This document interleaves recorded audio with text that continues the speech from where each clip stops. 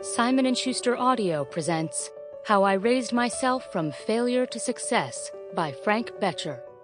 Read by Arthur Morey.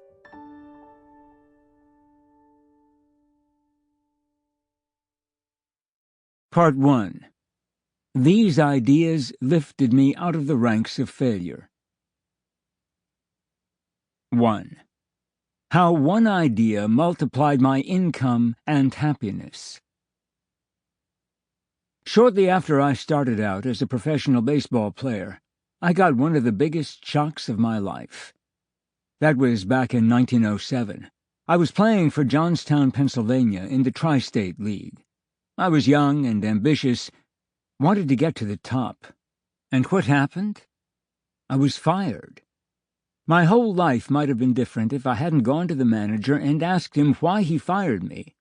In fact, I wouldn't have the rare privilege of writing this book if I hadn't asked him that question. The manager said he fired me because I was lazy. Well, that was the last thing I expected him to say. "You drag yourself around the field like a veteran who has been playing ball for 20 years, he told me.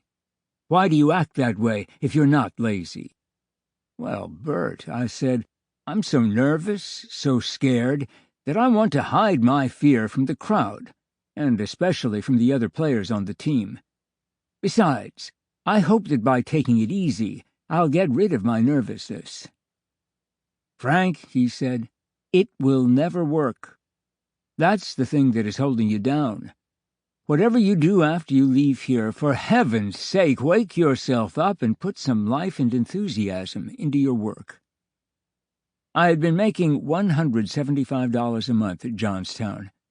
After being fired there, I went down to Chester, Pennsylvania, in the Atlantic League, where they paid me only $25 a month. Well, I couldn't feel very enthusiastic on that kind of money, but I began to act enthusiastic.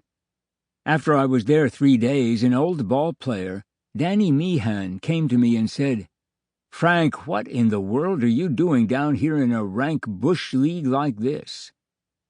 "Well, Danny," I replied, "if I knew how to get a better job, I'd go anywhere." A week later, Danny induced New Haven, Connecticut to give me a trial.